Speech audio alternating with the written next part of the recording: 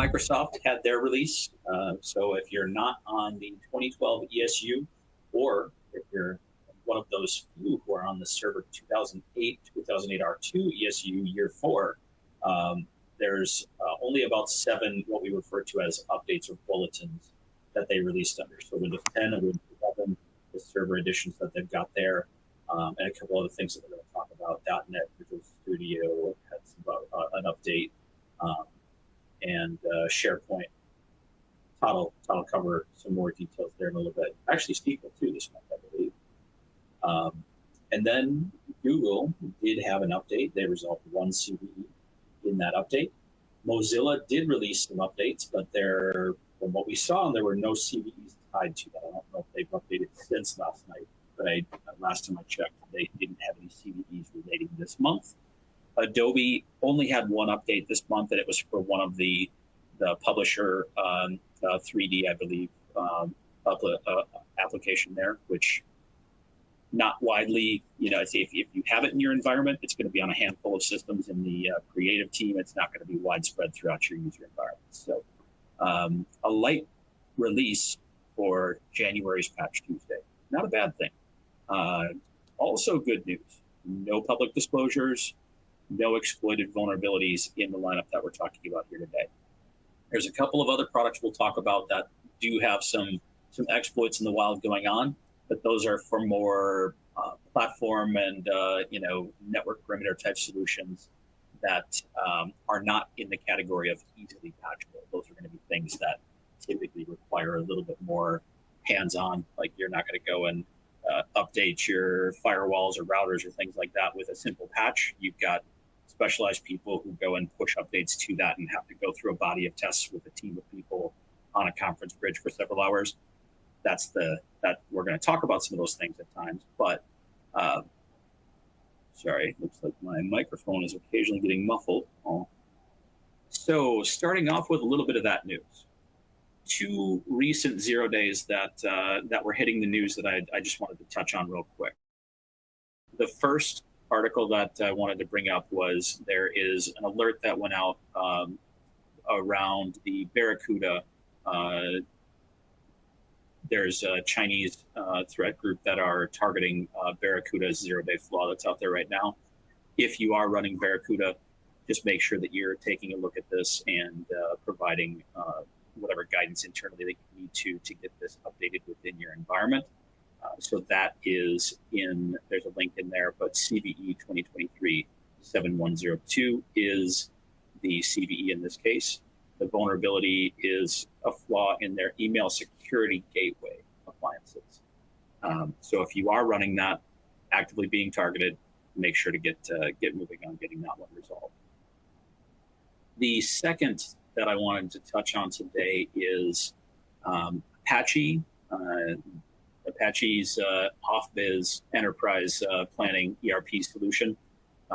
This had a couple of vulnerabilities. One that was patched last year, CVE 2023-49070, did not fully fix the issues that they were seeing. So SonicWall has been monitoring continued attacks against the Apache off-biz framework. There is an additional CVE now that's been identified. So when Apache went in and resolved this issue, they didn't resolve everything in that depth. They resolved the entry point that they thought was kind of the main threat there. But these threat actors found a way around the first fix and were still able to attack the kind of the root flaw in this situation. So that's CVE 2023-51467. So if you did have that vulnerability, the 2023-49070, and you push the update for that, be aware there is a second vulnerability. It's actively being targeted. I believe one of my 2 articles actually had, yeah, this is the one. So this is the traffic that they were seeing. So targeting this new vulnerability, this is the number of attempts, successful or failed in those cases, but the number of attempts they've seen to exploit that specific vulnerability. and it has been spiking as they approach the end of the year and into this year. So definitely something that's actively being targeted. Make sure that you're getting your Apache Office updates in place for that second vulnerability. So there's 2 different articles. Each kind of takes a slightly different approach at discussing that, but the information that's really important here is the CVE, the new CVE is identified there, and the version that you need to patch up to is described in there. So that's there in case any of you are running either the Barracuda or Apache solutions that are making some headlines. The other piece of news that we wanted to touch on is Microsoft has introduced the Windows protected print mode. So I think we all remember Print Nightmare. What a nightmare. That basically since then, there's been kind of this dreaded moment whenever the print spooler gets touched that printing is going to break all over again for many of us. So a number of organizations have put in a special battery of additional testing in their test cycles. Whenever the print spooler is touched, they go deeper on and make sure that all printing is still functional, because several people got bit many times after Print Nightmare was first resolved. But Microsoft is trying to make the overall print experience better. So they have provided a new protocol. It's the Internet Print Protocol.